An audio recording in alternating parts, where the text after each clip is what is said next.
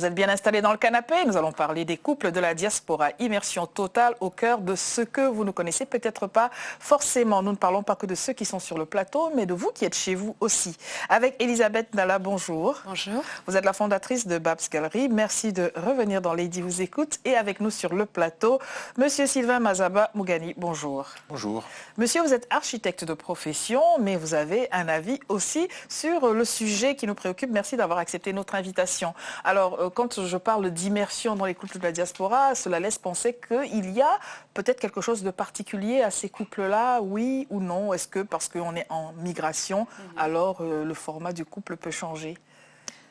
Alors pour moi, il y a quelque chose de particulier du fait de nos vies antérieures, on va dire. Moi, je suis née en France, à Paris 14e, et mon mari, lui, est né à Caen, mais a grandi jusqu'à ses 19 ans au Congo. Donc il y a... on va dire des trajectoires différentes. Voilà, des trajectoires différentes, des visions parfois différentes et qui enrichissent notre couple et qui parfois aussi amènent de longues discussions. Si vous aviez prévu de ne pas dire que c'était votre épouse, c'est mort là. Maintenant, vous n'allez pas recevoir de mails de femmes célibataires qui veuillent vous faire des regards appuyés. Voilà qui est dit. Êtes-vous en accord avec ce qu'elle nous décrit, à savoir la vision n'est pas nécessairement la même? Est-ce que deux trajectoires, parce qu'elles sont différentes, vont produire une nature de relation particulière, différente? Elle est particulière dans le fait qu'on est, effectivement issu de enfin pas de deux milieux différents, mais en tout cas de deux cultures finalement différentes. Moi, même si étant né en France, j'ai une culture qui va s'ancrer dans la société africaine, alors que mon épouse, elle, est plutôt ancrée dans la société française, parisienne au départ. Après, les rencontres, l'avantage qu'on a eu d'être à Paris, c'est justement qu'on est dans une ville où les parcours et les provenances peuvent se rencontrer et produire des choses qui peuvent être intéressantes, et notre couple est de ce point de vue intéressant. Voilà.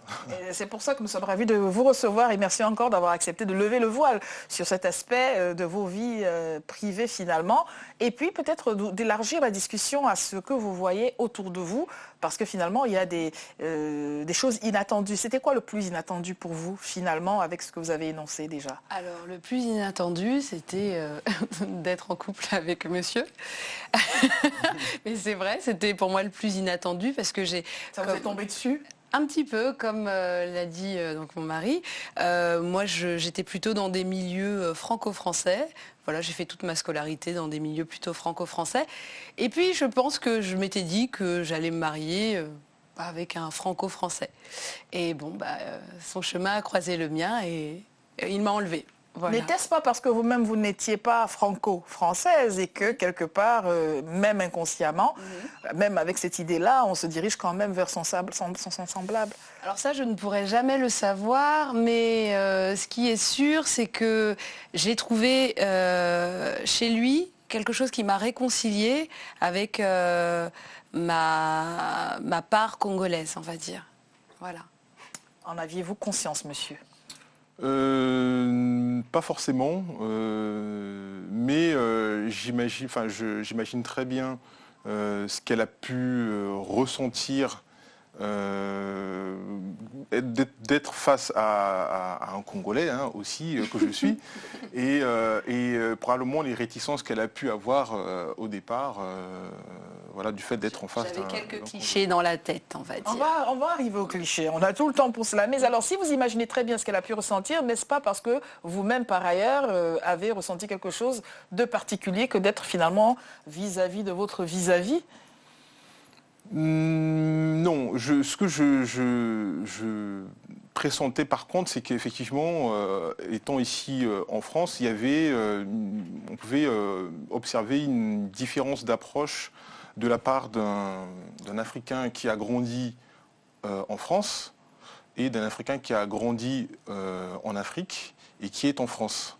Donc il y avait des différences d'appréciation de la relation à l'autre qu'on pouvait voir, enfin en tout cas que moi j'ai pu percevoir, mais autour de moi, pas forcément en ce qui me concerne, mais autour de moi. Là, je vais faire une petite digression, par exemple, en termes j'ai envie de dire presque de rapport, j'ai envie de dire aux études, par exemple. J'avais le sentiment qu'un Africain qui arrive d'Afrique a une espèce de mission à accomplir, alors qu'un Africain qui a grandi en France et qui a toujours vécu en France a le sentiment d'avoir presque que des acquis. Alors moi je mettrais un bémol, mais je ne parle que de mon expérience. La mission à accomplir, je l'ai eue, voilà, mais du fait de ce que ma mère m'a transmis. Voilà, pour elle, j'avais un objectif, faire des études, réussir mes études, devenir cadre. Donc finalement, je n'étais pas là en totale insouciance. Voilà, je suis arrivée sur Terre avec le bagage de mes parents. Et donc la mission, bagage. Oui, mais qu'ils m'ont transmis. Donc la mission dont tu parles, moi je l'ai ressentie.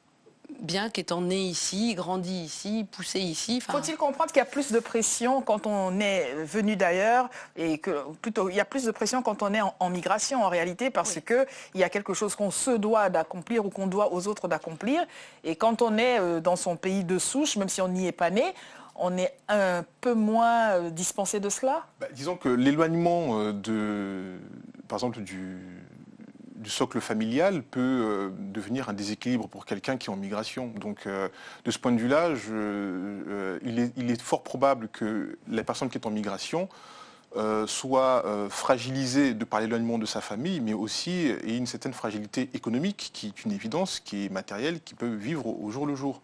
Oui, je pense qu'il y a une pression supplémentaire du migrant, parce qu'il y a effectivement l'aspect, on va dire, mission, mais il y a aussi la fragilité économique et même la fragilité affective du fait que, quand tu as fait 6500 km pour arriver à Paris, tes parents, tu n'iras pas les voir tous les week-ends, par exemple, rien que ça. Moi, je me rappelle, en résidence universitaire, par exemple, les week-ends, il était pas rare de se retrouver quasiment seul dans la résidence parce que tous les voisins étaient partis chez eux dans leur famille. Oui. Donc ça, c'est un motif de solitude et de fragilité supplémentaire et une pression supplémentaire pour justement réussir ses études. Mais alors, pour une pression supplémentaire pour réussir ses études, mais peut-être que c'est une aubaine pour sa partenaire potentielle parce qu'on l'a pour soi toute seule en quelque sorte. Il n'y a pas papa qui dit reviens le week-end faire ceci, maman qui a des récriminations et la famille.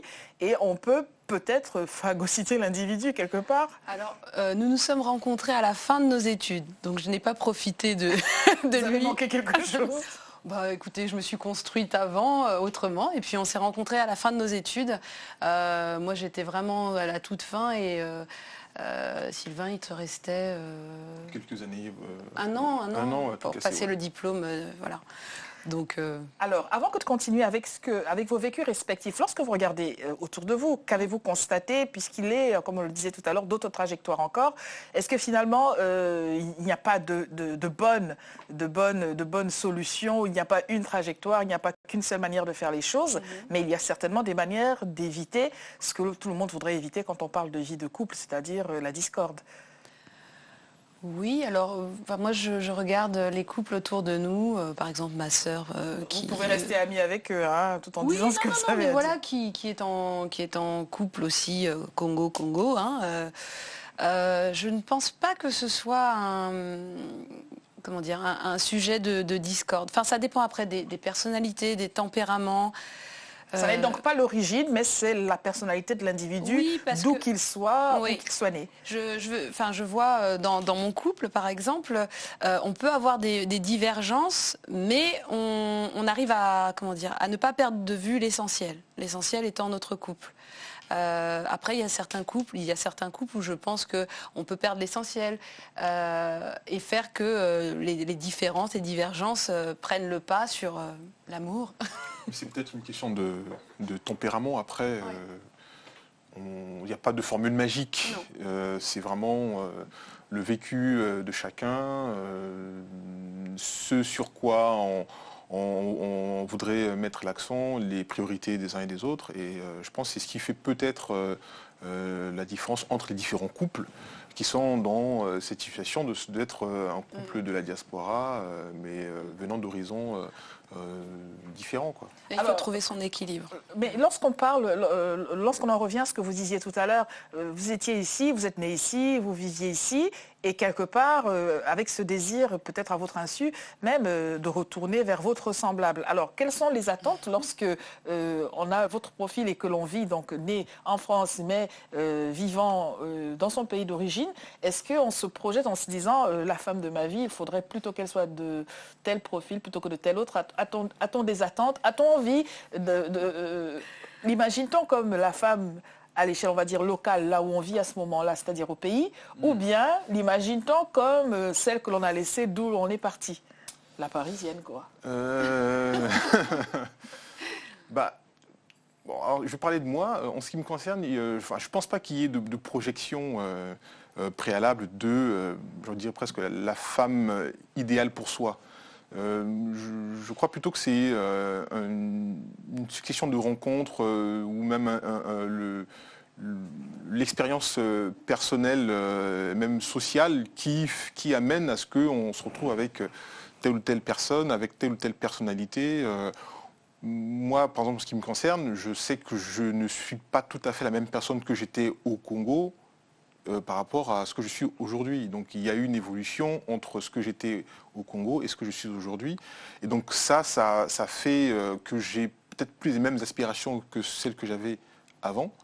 Et que c'est ce qui m'a emmené aujourd'hui à être en couple avec... Bon, alors on va parler des préjugés. Vous évoquiez les préjugés tout à l'heure. Quels étaient vos préjugés? Alors, bon, c'est difficile, hein, mais j'avais une image liée à l'expérience, hein, plutôt... Négative. Négative, oui, ouais, négative.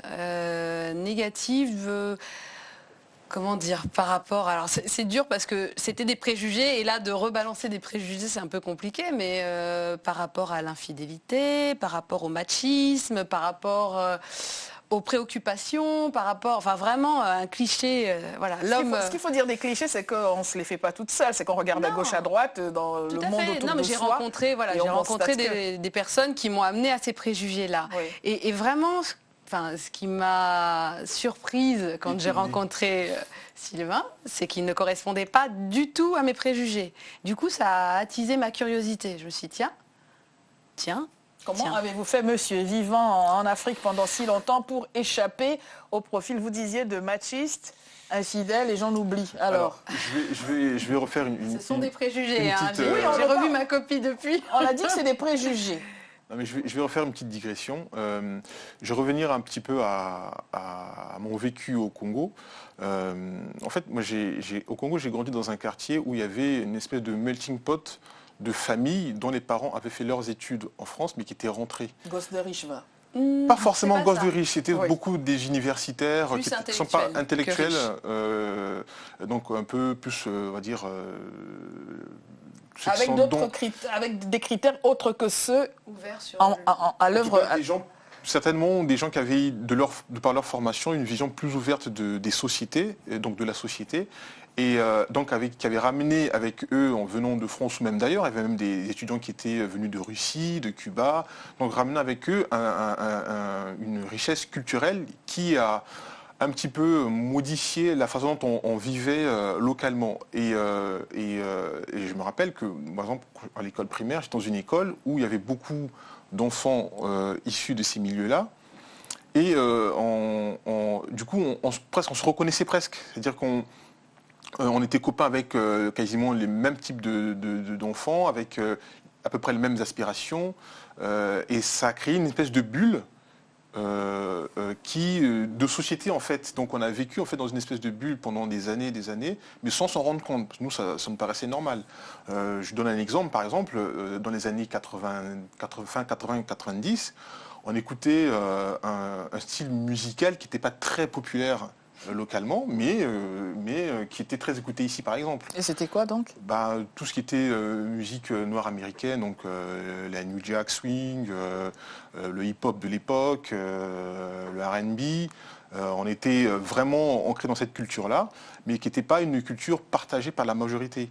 Et donc ça a créé une espèce de, je sais pas, de bulle comme ça qui a fait qu'on a peut-être, franchement, je préjuge de rien, mais peut-être échappé à certaines influences, je sais pas, culturelles locales, ou en tout cas, ça nous a peut-être extirpé de ce carcan culturel, s'il existe. Je ne sais pas s'il existe. Parce que je pense qu'au Congo, il y a des personnes qui n'ont pas eu de parents qui ont vécu en France et avec lesquelles je pourrais aussi m'entendre totalement. Parce que voilà, je suis vraiment revenue sur ces clichés-là. Mais c'est vrai que moi, je me basais sur l'expérience, sur l'environnement que j'avais et voilà. Alors, y a-t-il un corollaire entre l'enfance que l'on a eue et le partenaire que l'on devient une fois en couple installé? Est-ce qu'il y a le partenaire que l'on devient ou que l'on choisit? Que l'on devient. Que l'on devient. Et puis que l'on choisit d'ailleurs. Par rapport au partenaire que l'on devient, je ne saurais pas vous dire, ayant une histoire familiale un peu compliquée, donc on verra, on fera le bilan à la fin de la vie. Et le partenaire qu'on choisit, je pense que oui.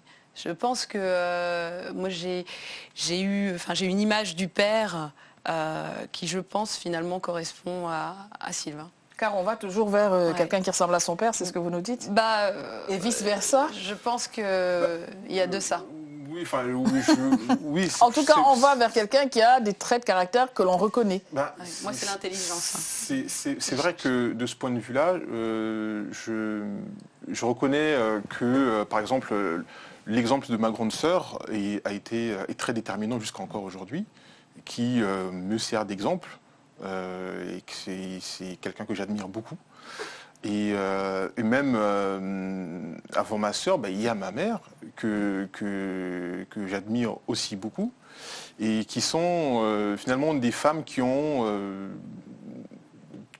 toujours été dans l'activité, qui ont toujours travaillé, qui ont toujours tenté des choses, en tout cas qui ont fait la part belle à leur intellect.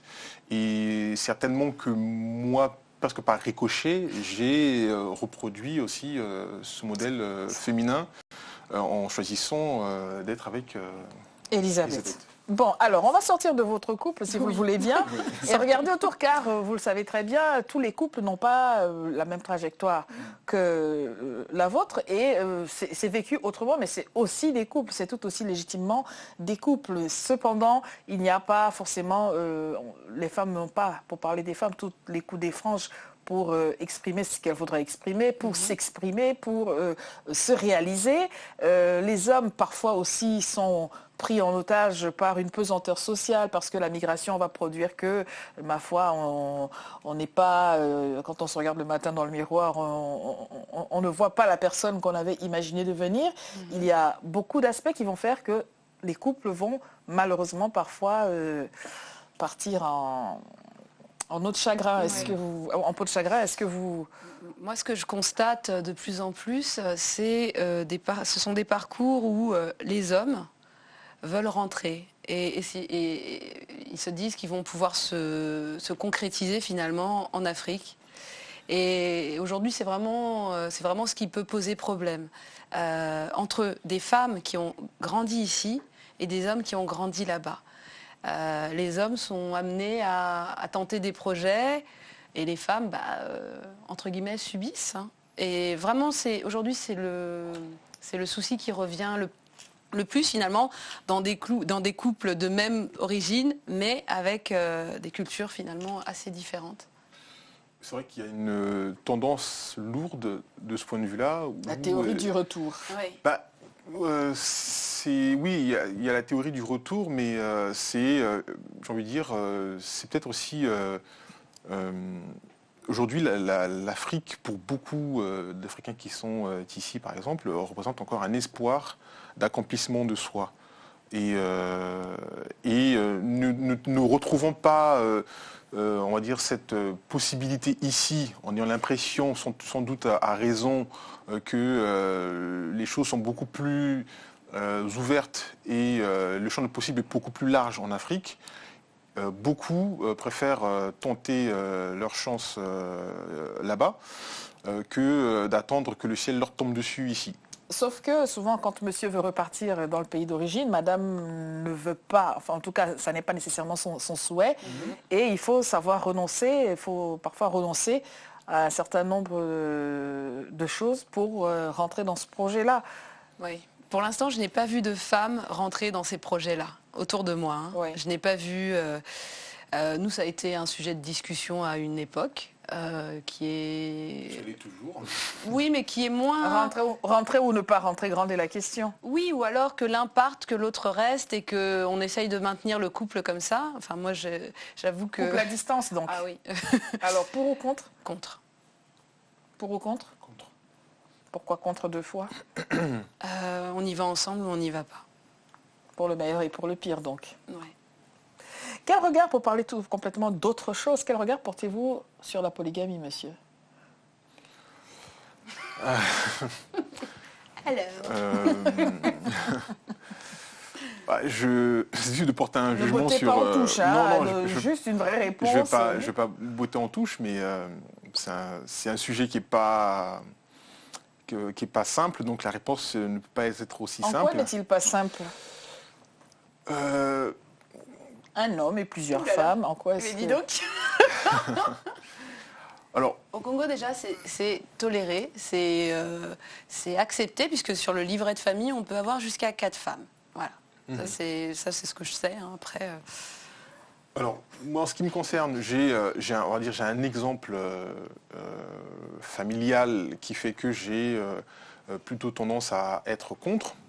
Mais je ne porterai pas de jugement sur ceux qui sont polygames. Vous essayez de ne pas perdre quelques copains, c'est non, cela? pas du tout, mais j'espère pour eux qu'ils ont de bonnes raisons de l'être. Voilà, Ce serait quoi les tout. bonnes raisons d'après vous, d'ailleurs? J'en sais rien, parce que moi je ne le suis pas, donc je ne peux pas... Non, mais il est bien clair que vous n'êtes que 2 sur le plateau et 2 à la maison et 2 dans la vie en général. Mais cependant, c'est ce qu'on avait dit au début de cette émission, cela ne nous empêche pas d'avoir un avis. Oui, j'ai mon avis sur la question et mon avis c'est de dire que je suis contre. Mais je ne porte pas de jugement sur ceux qui Alors qui pourquoi le sont. êtes-vous contre, juste pour que l'on comprenne mieux? C'est... Parce que vous avez 2 dames sur le plateau? Non. Non, en ce qui me concerne, c'est une histoire d'estime de soi et d'estime de l'autre, je pense. Et que la valeur que j'accorde à la personne avec qui je suis est sous-tendue par la fidélité que je suis en droit de lui manifester. Voilà. Et ça ne concerne que moi. Bon, vous nous rassurez que vous répondez là, vous n'êtes pas sous pression, n'est-ce pas? Non, pas du tout. Très bien, on va prendre l'avis de madame. Nous avions dit immersion, hein, donc on va jusqu'au bout du bout. Quel regard portez-vous, non pas sur la polygamie, même si vous aviez envie d'y répondre, sur la violence faite aux femmes? C'est un sujet qui pour moi est complexe. Alors complexe pourquoi? Parce que j'arrive à comprendre pourquoi une femme peut rester, bien que son mari soit violent, mais j'ai le sentiment que si c'était mon cas, je partirais. Pourquoi? Parce que je pense que ça vient des valeurs qui qui m'ont été transmises par ma maman. Qui nous a élevés, parce qu'on est 4 sœurs, un frère, qui nous a élevés seuls, une grande partie de mon enfance, et qui nous a élevés pour qu'on soit des femmes indépendantes. Voilà, donc quand je dis indépendante, ça ne veut pas dire qu'il n'a pas besoin d'avoir son mari, hein, mais qui peut aussi se débrouiller seul. Donc c'est pour moi, voilà, je comprends les femmes, je ne leur jette pas la pierre. Bon, bien sûr, je les encourage à partir. Je sais que c'est pas toujours évident, mais je pense que vraiment c'est quelque chose que je ne pourrais pas accepter. Voilà. Après, hein, la vie, voilà, quand on est confronté à la chose, peut-être qu'on ne réagit pas comme on le pense, enfin comme on l'aurait pensé, mais voilà, ça ne passe pas. Non, ça ne passe pas et Et c'est vrai que j'ai du mal, enfin j'ai vraiment du mal à me mettre dans cette situation-là, parce que pour moi, ce n'est pas envisageable. C'est-à-dire que quand j'ai choisi mon mari, je l'ai choisi aussi parce que j'ai su que ce n'était pas dans son champ de communication. Voilà. Donc... Quel regard portez-vous sur celles qui sont dans des ménages à configuration parfois inattendue? On choisit un monsieur, il est célibataire, donc on est dans un couple qui n'est pas polygame, sauf que la vie peut faire qu'il y ait des surprises. Oh là là, j'en ai tellement vu, et en grandissant... On commence à 2 et ça se termine à plusieurs. Oui, et en grandissant, je me dis que la vie n'est pas simple. Voilà. Petite, j'avais un jugement bien arrêté. Bon, ça faisait aussi partie de mes clichés, hein, du Congolais type. Maintenant, je me dis que la vie est compliquée. Parfois, on ne choisit pas... Alors, ça peut paraître bizarre, mais là, je parle d'expériences vécues, donc, mais je ne rentrerai pas dans les détails. Mais parfois, on ne choisit pas la configuration de sa famille. Et puis, parfois, on la choisit aussi. Et on veut protéger ses enfants. Enfin, il y a tellement de choses qui rentrent en considération que... le calcul n'est pas simple et vous ne portez pas de jugement. Après, j'espère voilà, qu'on restera à 2. Alors, puisque c'est fini, juste en un mot, hein, que veulent les hommes quand ils rentrent en ménage? Parce que finalement, les femmes ne savent plus très bien. On finira là-dessus. Alors, je vais faire une réponse qui n'en est pas vraiment une. Oui. Les hommes ne veulent rien en particulier. Je ne pense pas qu'il y ait un plan ou quelque chose de précis. C'est vraiment en fonction de... Les hommes ne savent pas ce qu'ils veulent. Nous terminerons là-dessus. Parce que les femmes savent. Les femmes savent. Oui. Merci à tous les deux d'avoir accepté de participer à cet exercice. Merci vraiment. Merci à vous. Et nous espérons que cela vous aide à avancer dans votre propre couple. Au revoir. Merci. Au revoir.